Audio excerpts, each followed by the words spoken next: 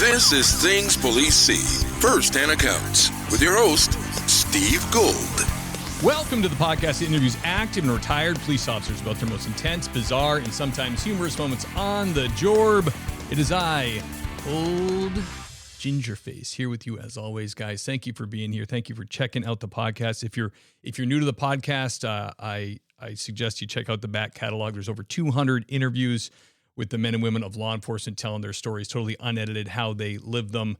And it's evergreen content. It's you can consume a lot of it. A lot of people find it and they binge listen, which is great, which I like.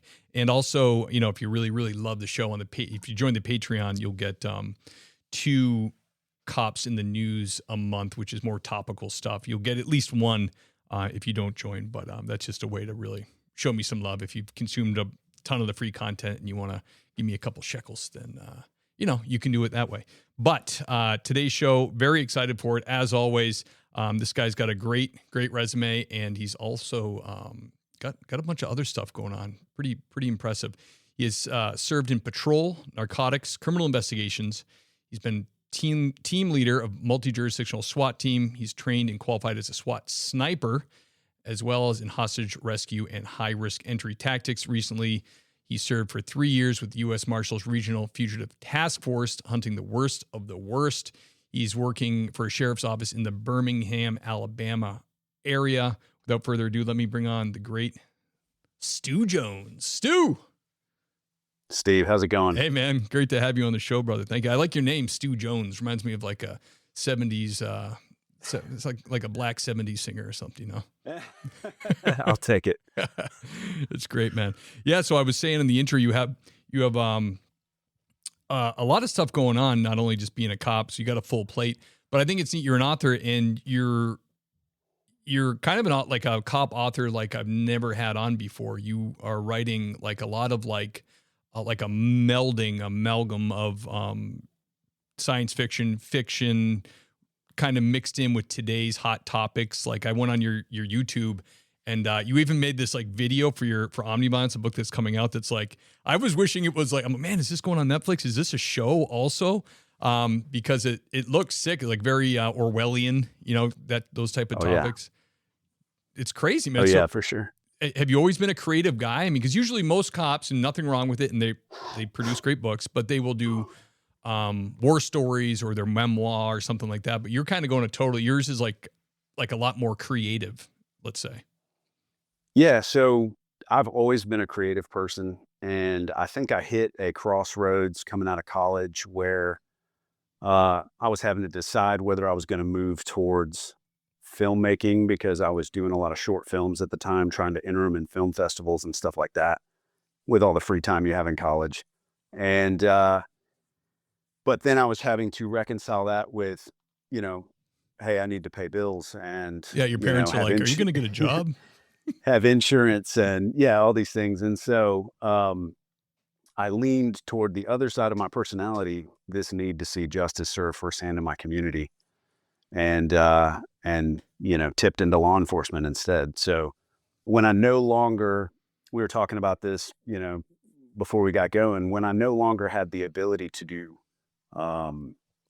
the short films anymore, I turned to writing as a creative outlet. And it turned out to be really cathartic for me as a young police officer, exposed to all the things young police officers are exposed to have this way to pour all the emotions and the thoughts and the horrors out onto the page, and have a way to sort of exercise those demons. Yeah, that's really cool, man. Because I mean, police work is very, very dynamic, and it makes sense that you could take those experiences and write fiction, change the names and whatever, and do a book. But also, there's the complexity of relationships and all that. I can totally see, if you're creative that way, how you could take those experiences and apply it to a futuristic thing or any kind of storyline. Oh yeah, totally. Oh yeah, for sure. And usually it does. I mean, all those little interactions that you have with victims, with suspects, with other cops, you've heard over and over again, all cops have heard this, that you have front row seats to the greatest show on earth, right? And so you're cops by nature are students of humanity. I mean, we know people that better than people know themselves sometimes. And so when you soak all that in as a creative person, and then you go to create characters, it really helps in creating really three-dimensional, realistic characters in a story. Absolutely. I've thought that before in police work, and I don't know how to describe this, but I think you'll understand. Like, have you ever met like the clientele we meet that like they share attributes that are so similar that it's sometimes you're like, have I dealt with this guy before? But it's not. It's a totally different person. But you're like, Yes. and I'm not talking about race or body composition. I'm talking about like the way they are. Even their mannerisms, how they speak. You're like, you are a certain type of person I can't put my finger on. And if you're creative like you are, you could be like, that could be a race of people. That could be an alien race like this. You know what I mean? Like I've thought about that before. I can't quite describe it, but it's like you're dealing with like, you almost know what this type of person's motives are, what their MO is for everything. So I think that fascinates me, man. I was actually really excited when I saw that when we were setting up to do the interview, and I was like, all right, cop, war story book, something like that. And I started digging into it. I'm like, man, this is way, way different. This is even like some of the characters are like steampunk looking, like, you know what I mean? It's really cool, man. So the funny thing about that is that I have people bugging me all the time about, oh, you should write police procedurals.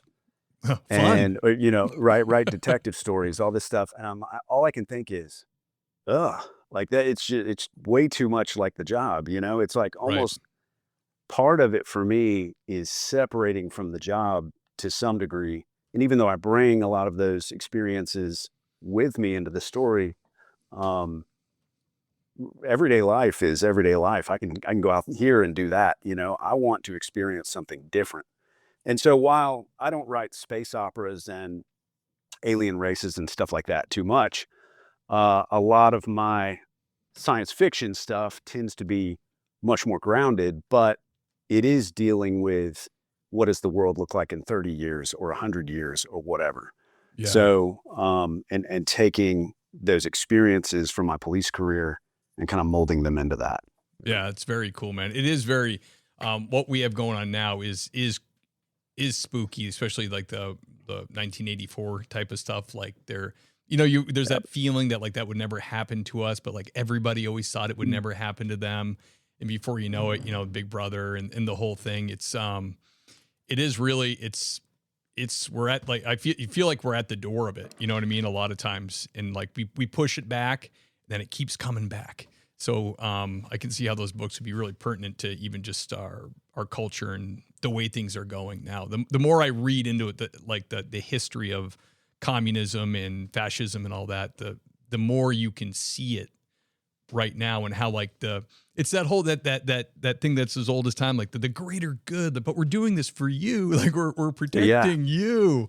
It is a very rich storyline and very, very appropriate for what we're dealing with now. So Stu, Yeah, for sure. Let's go back to when you started pulling from this well, a young Officer Jones. Can you tell us about your first hot call, the first call you had where you really got your adrenaline going? It's funny how, and I'm sure you've had scores of folks on the show say the same thing, but after a while, further into your career, it all starts to blend together, and the things seem to be, it's just another day at work. It's not, another death, another homicide, another grisly scene, whatever, car wreck or whatever, it tends to become just another day at work. Whereas when you're a rookie, every new event is impressionable. Right. And so that's why a lot of people have those stories from their rookie years, because it's like, you're being shocked over and over again. But one of the, probably the first hot call that really sticks in my brain, was a burglary in progress. And those, it's burglary in progress is pretty run of the mill. I was on training car And for some reason, my training officer in phase 1 was letting me drive. I don't know why, but we were a few weeks into it. He was So I'd tired. probably been, yeah, I'd been on, probably 3 weeks into the job at this point. So brand new. And I'm driving, and this burglary in progress comes out, and he's like, let's go. And so I kick it up, lights and sirens, all that. And my heart's going. And the information keeps coming out as we're going and filling in the gaps, and start realizing that it's not just a burglary in progress. It's a potential home invasion, kidnapping. Mm. And so we go screaming up to this nicer area of town, nice neighborhood, gated neighborhood, find out that basically an estranged husband has tracked his wife and children down who are staying with her parents, and he's breached the house trying to get them. Ooh. And so we come screaming up and bail out, and my training officer's like, follow me. I didn't know what I was doing. I was, totally lost. Yeah. So I go running up with him, like bounding from tree to tree up through the front yard, and we get there, front doors open, and a couple other, veteran guys on the shift. They make a move for the entrance. We follow in behind them, and we encounter the guy right in the doorway. And, he got butt stroked with a shotgun or something. He goes to the ground, had a pistol on him, and we get him in custody. And I'm kind of shell shocked. And my training officer's like, hey, we got to clear the rest of this house. So I'm like, oh, okay. So we go clear through the rest of the house. We find the wife and the 2 little girls in a back bedroom where they barricaded themselves in. Yeah. We discovered later that he had been searching for something to break the door down with. So I have every belief that if he had been able to get in there to them, he probably would have killed them and then killed himself. I think that absolutely. was the intention. So that was probably the first one that was a real wake-up call. Yeah, that's a good one, man. Yeah. Absolutely. What did you think about, like, when you went home for the shift that night? Were you like, whew, this is the real deal? Or were you excited by it? Or were you kind of like, wow? I was excited by it, but it also felt kind of heavy. You have that kind of heaviness that sits on you. And but I was jazzed up by it. I was like, oh, this is great. We saved people today, Yeah. That very well could have had a very different outcome if he'd killed his whole family, so which, there's plenty of other calls like that, where things didn't work out. We didn't, quote, save the day. Yeah. But yeah. That's a good one. Yeah. I mean, that's when you're that new to it too. It's like it's intimidating because you're like, how am I going to get to the point where I make decisions that quick? Or, you know what I mean? Like, you're like, right, man, there's no real dress rehearsals for that. You can do all the role playing you want in police academy, but when you're jazzed, like when you're your pulse is in your neck and you are pumped, it's hard to see that, oh, someday I will be that guy. Like I'll be. Yeah. And when you're new and you're on the job, like, and you don't know which way is up, it's like, let me follow the lead of these veteran guys, and because they know what they're doing. And, that's how all of us learned, was following in the footsteps of the guys who knew what they were doing, Yeah. So absolutely. Yeah. Before they had all this fancy field training and all that, it was just like the boots got broken in by the senior guys, and they decided when you got to do something, Right. Exactly. Yeah. And hopefully, because that would be, 20 years ago now. So, that happened. So yeah, it was a little bit different. The FTO program was a much different thing back then than it is now. Yeah. When I first started, the place I started at was looking at like, all right, we need to modernize. We need to get like a literal like sheet with check boxes for these guys. Like we can't just do this anymore. And it can't just toss them some car keys, Right. Yeah. And it's overwhelming for admin, because they're like, oh my gosh, this guy's not going to be useful for us for like 5-6 months in academy, then 3-4 months field training. Like this is a real pain in the neck. We just want these guys, from their point of view, that hit the road. Your shift coverage now. Right. For sure. But yeah, I think LA, my buddy Ken, he was LA copper for over 20 years. And I think they ride with a guy even when he did it for like a year. It's like really long, really long. Yeah. I mean, And ours has gone more that direction too. It seems like it's, each phase is multiple weeks, and then you've got checklists and you've got benchmarks and you've got all those things. And then for brand new people, academies in there at some point. So it's gonna take the better part of a year to get through all of that now. Used to be, and this was, I came in on the front end of when the FTO thing was starting to get going, but used to be, they kicked you some car keys and were like, hey, this is where you need to be driving around. Go figure it out, Right. Yeah. Go do some stops. Yeah. Yeah, absolutely. Damn. That's a good one, brother. Stu, can you describe the strangest or most bizarre thing you've dealt with? Yeah, that one's easy. So obviously lots of bizarre stuff over a 20 plus year career, but the strangest one that really kind of stuck with me, I was doing a stint in investigations, and my department's a mid-sized department, and when there's a big homicide or something, kind of all the detectives end up kind of pooling together resources, and everybody's kind of working on it. And so ended up catching this call, came out, person down, all that. We go out there, and this house, so the front door's open, there's blood out on the front porch, like spattered all over the place. The blood trail leads into the house. There's blood spread all over the floor. The blood leads through the kitchen, loops around, comes back to the bedroom. I mean, it's everywhere. It looks like they were slaughtering animals in this house, right? Damn. So we find the guy who's down, and he's got a hunting knife sticking out of the center of his chest. Yikes. Right? He's down. He's like down on his back, knife sticking, huge knife sticking out of the center of his chest. And it's like, holy crap, like homicide. Yeah. So we're doing all the stuff. Scene's all cordoned off. We've got evidence processing going, all that stuff. And we're about part way through the initial investigation when I discover a journal that belonged to the dead guy.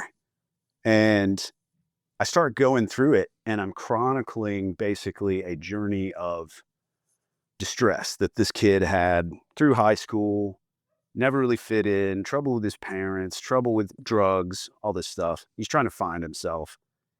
And turns out he went to Peru, on this journey of self-exploration, and gets with a shaman down there. And I know y'all have heard of this, but he drinks that ayahuasca tea and goes on this like spiritual enlightenment journey as he's drugged, right? Well, so he writes in his journal that opened up a gateway in his mind to something. As a Christian, that sounds bad. Right. Yeah, same. So, which is super creepy to begin with, but then he keeps writing in the journal about how it's a pestilence, and it's come upon him, and it won't leave him alone, and all this stuff. And the last entry in the journal is him saying, I have to cut the demon out. And so he went to hacking his own chest open with the knife while he's walking around the house. So it ended up being a suicide, not a homicide. Wow.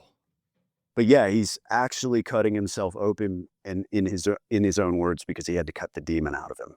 And that always was just tripped me out a little bit, like it was like, yeah, so man. bizarre. Yeah. That is freaky. Yeah. I had a retired copper on here that uses and kind of promotes using ayahuasca to heal veterans and first responders, like for brain chemistry, or I don't know. And it was really fascinating to hear him talk about how it had helped him. But the more I read about it after I had him on and looked into it, I was like, and being a Christian, I was like, man, I can't help but think that could open you up to to not great things. You know what I mean? Yeah. Yeah, for sure. Kind of freaky, dude. That is insane. How long did it take?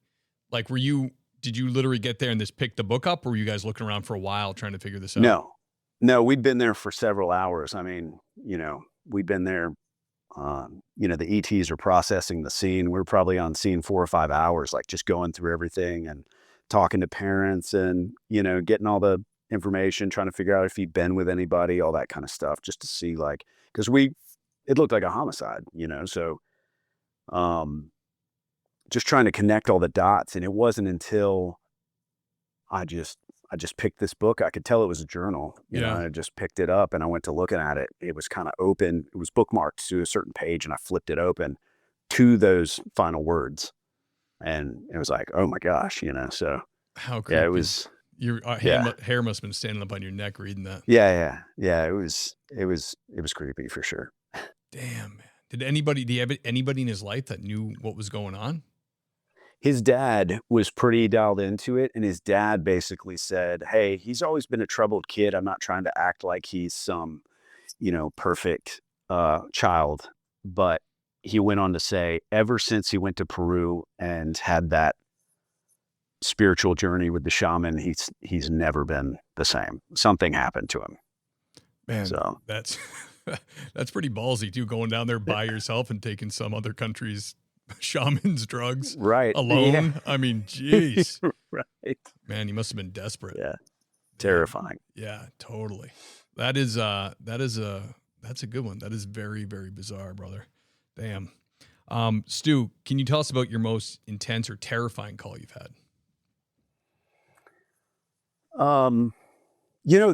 It's funny, like I said, they all kind of blend together after a while. And when you have so many, I guess, critical incidents. I was laughing at a show on the radio the other day, was saying, do you know that the average person experiences 1 or 2, critical incidents that might cause post-traumatic stress? And I was kind of chuckling at that, like the average cop sees how many, hundreds and hundreds and hundreds. So, which is probably why we're all messed up. But no, the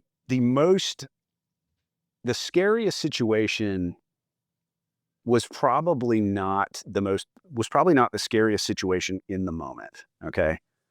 But this particular situation haunted me for years and still does. Basically, I was assigned to the U.S. Marshal's Gulf Coast Regional Fugitive Task Force and their office out of Birmingham. And we collaborated with other offices in the region, Atlanta, Tuscaloosa, all the way down to Mobile or over to Mississippi, Louisiana. We collaborated with all the other offices in the region and would go, hunt their bad apples if they needed help. But we were assisting down in Tuscaloosa, and on this guy, bad dude, attempted murder, police officer, multiple bodies on him. And we got him holed up. We got him pinned down in a house. Our tech guys were sure that he was there. And so we had a good perimeter, and we went to wait him out for a while. And we eventually got the call that was like, hey, go in and make sure he's in there. So we breached and went in and took it real slow, worked our way, handled as best we could. We had a pretty solid team, broke it down one room at a time, and not finding the guy. And we go all the way through the structure. And I know everybody's been in a situation like this if you've done the job long enough. It may just be an open door, alarm call or something, right? And you go in and you just go through the motions. I'm just going to clear this house. A little complacent. Yeah, a little complacent. And then it's like you actually find somebody in the house and you're surprised to find somebody. Right. So this was not like that. We were expecting to find the guy, but room after room, we're not finding the guy. And so we get down to the last room and I'm like, he's got to be in here, So I tell my partner, hey, we're going to flashbang this one. We're going to pull out all the bells and whistles. So we hammer this last room. Boom, we pop in, catch our corners, collapse. Everything's clear. Check the closet, nothing. I'm like, well, damn, where is the guy? Yeah. And everybody's back clearing at this point, and just as kind of an afterthought, and I don't know why I got so complacent here. Maybe it was just like I'd been way up, and it's like, well, he's not here. Maybe the tech guys were wrong, is what my brain is, you know. And I got down on one knee and pulled up the bed skirt, and I'm looking at his hand like this far away from my face. And I jumped up and I snatched the bed back and flung it against the wall, and there he is, curled up under the bed. And next to his hand was a 6-shot revolver. Oof. And we jumped on him and got him under control. And, you know, at the end of the day, no shots were fired, no big deal, no big fireworks. It wasn't like nothing glamorous, you know. But to this day, I'll have nightmares where I pull that bed skirt up and I'm looking down the barrel of that revolver. Yeah. And it's because I know if he'd wanted to shoot me in the face, he could have done it. Yeah. I mean, in police work, we always deal with people and you never know. But with this guy, you knew. It's like looking for a viper. You know what I mean? Like, you know, yeah, this guy's definitely capable of killing you. So I could see right. that would definitely bother me. That's yeah, crazy. for sure. You guys, how many guys were there? Good 3 or 4 of you? On my team? Yeah, like how many guys jumped on him? Oh, so it was me and my partner in the room at that time that jumped on him together. But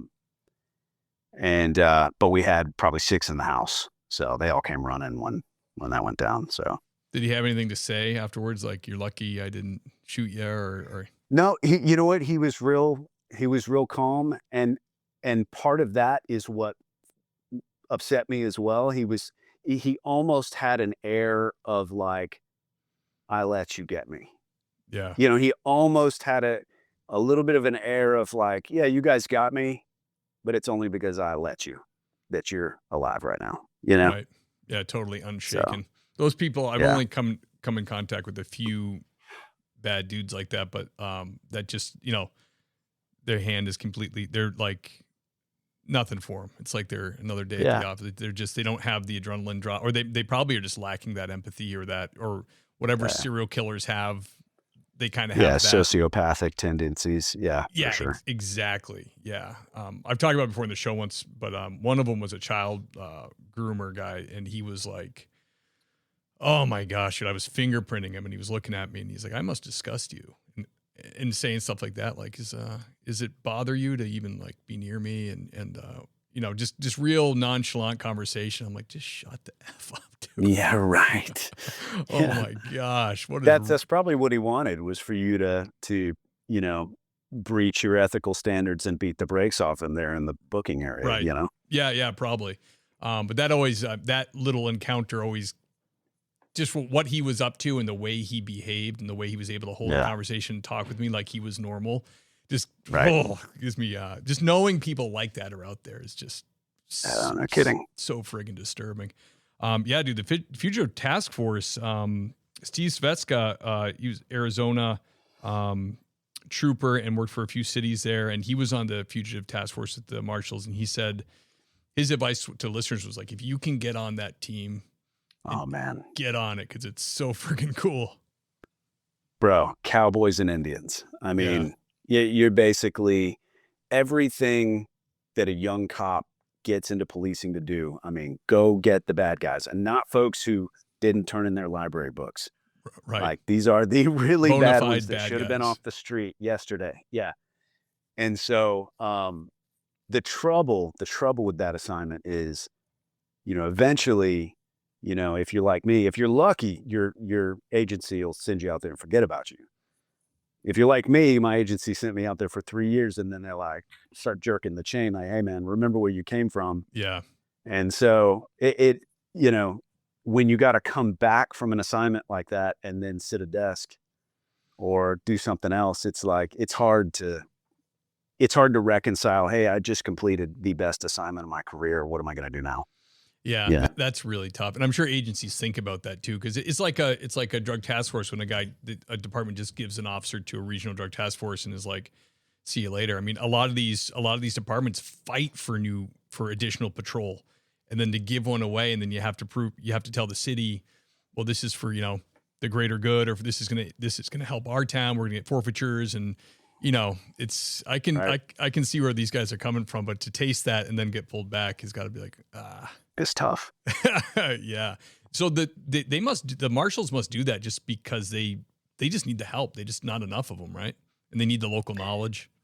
Yeah, man. And so it's multifaceted there. So basically, the deucems that are there, the marshals, the deputy marshals that are assigned to the task force as investigators, they end up being the team leaders of the different teams. So they're kind of the quality control of the group, but they need the local guys who are sworn in as special deputy marshals to do a lot of the legwork and to also have the state level in for signing warrants on new charges or, pursuing other state level things. And so they kind of need they have to have that collaboration because at the federal level, there's a lot of stuff they don't enforce that needs Right. to be enforced. So, it's really, I mean, those task force guys are, they get a lot of good training. They get a lot of good exposure. I mean, thousands of high risk entries in just a few years, so. That's cool, man. Yeah, I have noticed that with special agents that have come on, they have, like when they go through their academies, there's like 1 or 2 federal codes that it seems like that's what they can do. I mean, it covers a lot of different stuff, but I could see where there'd be tons of holes. And also having to trying to fit things into a federal crime and dealing with the U.S. Attorney's Office is just not tenable either. Yeah, right. Total pain. Yeah, that was a great one, man. Thank you. ProForce Law Enforcement, the best damn cop shop in the nation. Whether you are purchasing for an entire agency or an individual officer looking to buy firearms or duty gear, these guys are the best in the biz. With law enforcement exclusive pricing, ProForce Law Enforcement is a place you want to be buying your guns and duty gear. They carry all the top industry brands, and the guys and gals that work there understand exactly what law enforcement officers need. As a listener of this show, you get access to exclusive pricing on the gear you depend on every day. Visit tps.proforceonline.com for special deals on optics, duty gear, and tactical accessories that aren't available anywhere else. Really, really good deals on this. The link for that will be in the show notes. You can also visit their showroom in Prescott, Arizona, or store in Brea, California to get hands-on with the gear, or shop nationwide at proforceonline.com. Their dedicated law enforcement support team is always ready at 1-800-367-5855. Thank you, ProForce. Do you have a positive or heartwarming call that you went on? No, I'm not going to say a call necessarily, but so I'm in the, I guess you could say I'm starting basically the twilight of my career here with 20 plus years, and I a few years ago got moved. Once I promoted to sergeant and, did some more time on night shift and kind of bounced around a little bit. Our sergeants and lieutenants get moved around a lot just for different exposure. And so I got moved to the school resource unit, which for a guy like me, wow. That's sounded crazy. it felt like a death sentence. It's like, I'm an action guy, man. Like I want to go run Right. around. So to get put, but they did it because of my tactical experience and all that. And, I'm going to be honest. When I went out there, I had a little bit, sour grapes over it. And my lieutenant out there was a good friend of mine. And he said, I'm going to tell you like this. He said, might be the one police assignment where you can go to work every day and have more positive interactions with people than negative ones. Yeah. Because, and you start to see that, like, one, the mission of keeping kids safe in schools is vital, right? And SROs get a lot of crap by the rank and file, the knuckle draggers on the street, Right. But Knuckle it's, draggers. I like that. yeah, but it's an important mission still, and Right. so and from a positive mindset, I like my mental health improved just by, when you go to work and you're like high-fiving fifth graders and playing basketball with, junior high kids and stuff like that. It's like, it's kind of hard to have a bad day, like And- you have an opportunity to positively influence these kids who otherwise might have a negative view of the police, And plus so. with your resume, like you were a hard charger. I think what I see school resource officers getting their chops busted is the one that like goes to school from day one. Yeah. And then never leaves. Cause then, I mean, a street level guy's never going to bust your balls for that. Cause you've done the job. I think it's the people that kind of hide, quote, in the school. You know what I mean? Cause it is a great, for you, it makes total sense. And it is a really, really great tool to get kids exposed to cops and kind of fix that cultural problem, you know? For sure. So in the school in particular, is it a big enough school where there's more than one of you? Well, so we handle all the county schools. So that's 15 schools. Oh, wow. It's a big county. So, 15 schools. So I have, I'm one of 2 sergeants, and then we have a lieutenant over the unit. So I manage the SROs at all those 15 schools. So I'm driving around all day long, checking on them, making sure they have what they need, beans and bullets. And then, shaking hands with administrators and making sure that they, the bridge building mission that we're there for is being successful and all that stuff, So, oh, that's cool. Yeah. For a while we had, when I was on the Cape working, our school resource officer was out with an injury. So whoever was in the sector for the high school had to kind of fill in. And it can be a very difficult job, because I caught a couple cases there that were like, because you're dealing with parents, the school, and some kids that are considered adults, some kids that are minors.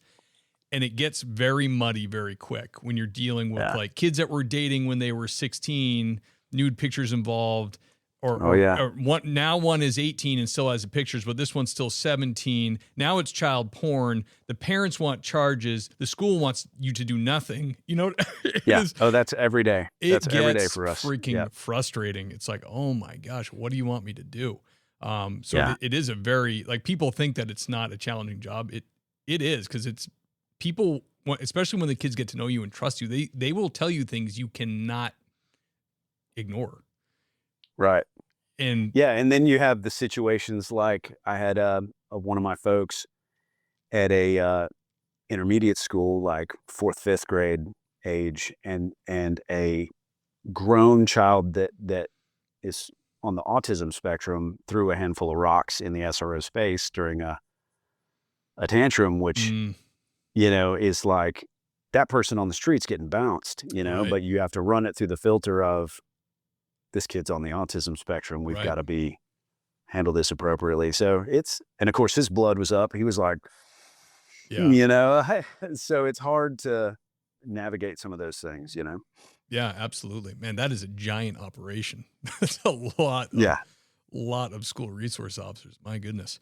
So really popular question on the show is advice to new police officers. A lot of people who listen to the show are thinking about getting into the job. They're in backgrounds. They're about to start academy, or they're just taking the step of doing a ride along, trying to figure out if this is the right thing for them. What would you tell these people looking into law enforcement?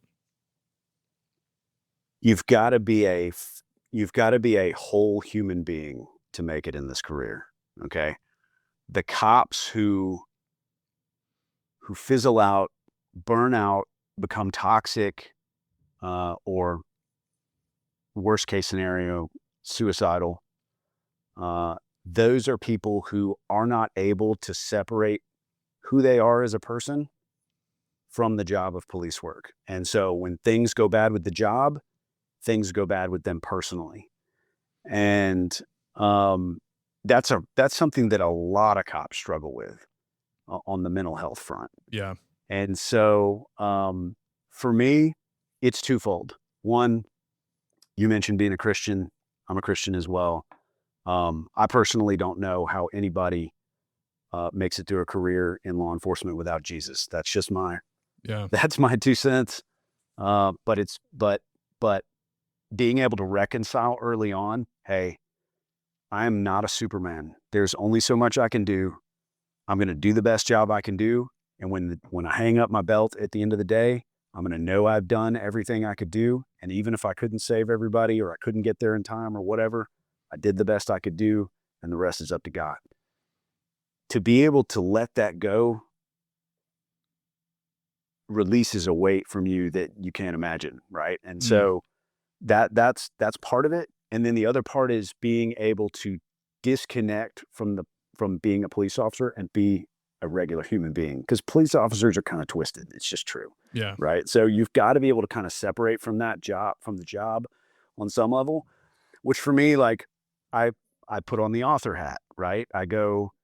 Last weekend, I went to a comic convention and set up my booth and sold books and hung out with nerds. And it was great. Yeah, You know, absolutely. and we talked books and science fiction stuff. And I didn't wear a gun.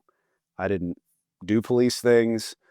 So like separating from the job and having other outlets, hobbies, family, whatever it is, whether you're coaching your kids' little league team or you're, doing something, you have something artistic or you like to woodwork or whatever it is, having something that's not police related that makes you kind of like, it's what the humanizing the badge mission is about, Right.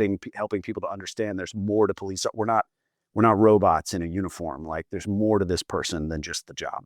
Right. Absolutely. That would be it. Yeah. Words of wisdom. Thank you for that, brother. Yeah. The humanizing the badge thing has gone way off the rails, huh? There is some people doing stuff under humanizing the badge that is like, that is true. There are some real ones out there. We all know who they are, but they're, I'm mostly talking about like the straight up dancing cops or the ladies doing their get ready with me. No, that's not what I'm talking about. Yeah. No, I know you're not. Like the 3-inch nails and all that. No. I mean that it with Mike the Cop and Officer Daniels and some other guys out there that kind of do it in that vein. And then that guy that does, I think he's in Alabama. The guy that does all the black neighborhoods. He's really got a great way about him. Officer Norman. He's great. He gets money.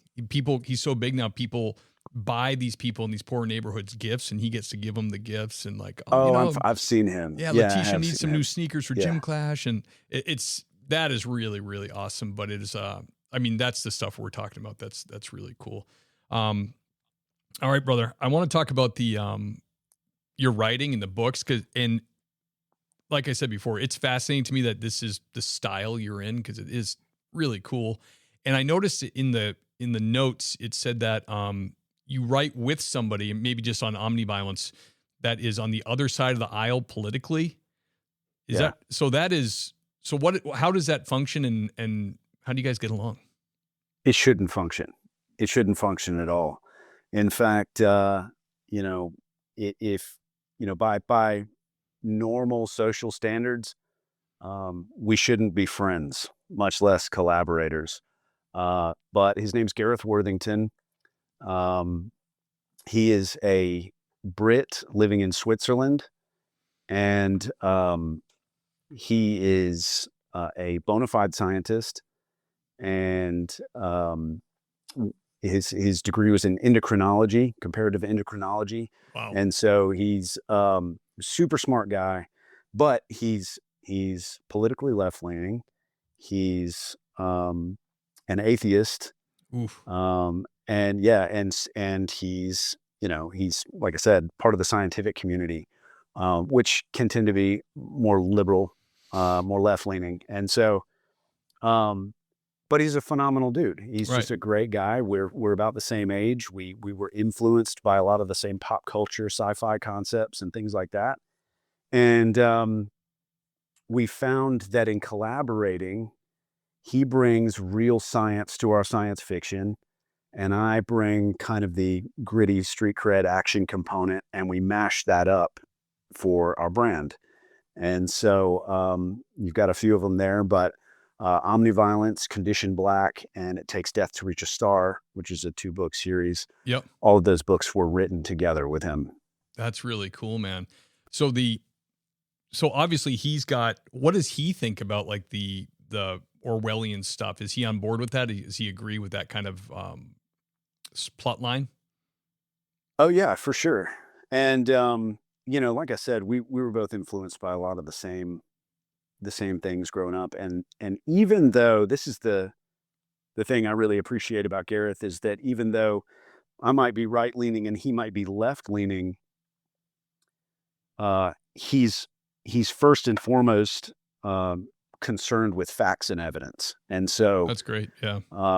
if the facts and evidence point to something, he's not going to buck that. And so that's kind of where, we come together on a lot of things. That's awesome, man. Yeah.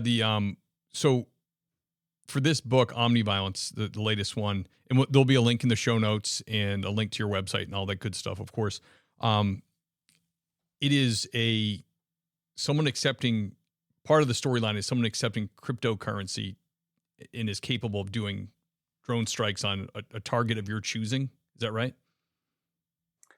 Right. So basically, think of omniviolence. The world of omniviolence is, what if Black Mirror and The Sopranos and 1984 and The Purge had some sort of unholy love child? That's the world of omniviolence. So there's a political scientist, Daniel Dedudny, and he had this concept. He came up with this concept of omniviolence, in which he basically said that the ratio of killers to killed is falling exponentially. So that bad actors don't any longer need armies, for example, to create chaos. They don't need tons of guns. They don't need nuclear weapons. With the rate at which technology is progressing and our inability to socially keep up with it, he basically describes how a small group of malicious agents might engage in what he calls omniviolence, which is not states warring against each other. It's every person against every other person. And so when you start to think about what that actually means, you like the Raiders, I like the Bears. We have a disagreement on social media about which team is better, but I hate you and your opinion so much that not only do I want to cancel you, I want to actually kill you. We're getting there in social media these days. I know. So now what happens when that hate and that intolerance for one another intersects the technological ability to actually carry it out? That's omniviolence. So I hate you so much, now I arm a small quadcopter drone with a little bit of explosives and I send it through your living room window and blow up, you and your whole family while you're eating dinner. Right. Totally doable too. If you go on DJI's website that make all those drones, they're like, oh, these new features that you can lock it onto your body and it will follow you while you're mountain biking. Like totally doable. Terrifying. Yeah. So now let's explode that out to a much grander scale, right? Like a small group of malicious agents could get a small quadcopter, a few inches in diameter, attach a 1 or 2 gram shaped charge to it, and that you can order those from a drone manufacturer in China, let's say, and then you have AI work a program into it that's analyzing thousands of photographs of the kind of things you want to target or the kind of people you want to target. And considering that a 1 gram shaped charge can punch a hole in 9 millimeters of steel, it's reasonable to believe you could bust people's heads with that, right? Right. And so, you pile 3 million of those things into a semi-tractor trailer, and you drive 3 trucks up into New York City, and you let them all go running that algorithm. It doesn't even have to be very effective. Only 5 or 10% of them have to hit the mark, but think about the chaos that would ensue. Yeah. Right. So it's becoming more and more realistic. That sounds like science fiction. It's not. If you look at what Ukraine has been doing in fighting Russia. Yep. Yeah.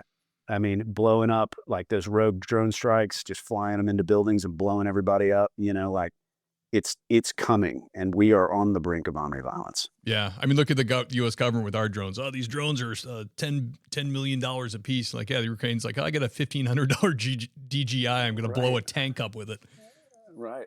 It's freaking crazy, man. Well, it sounds absolutely fascinating. Like I said, I will absolutely put a link to all your stuff in the show notes. Stu, thank you so much for coming on, brother. It was an absolute honor to have you. Really fun conversation. I got your Instagram at Stu Jones Fiction above your head. Anywhere else people can get at you? Are you on X or any of that?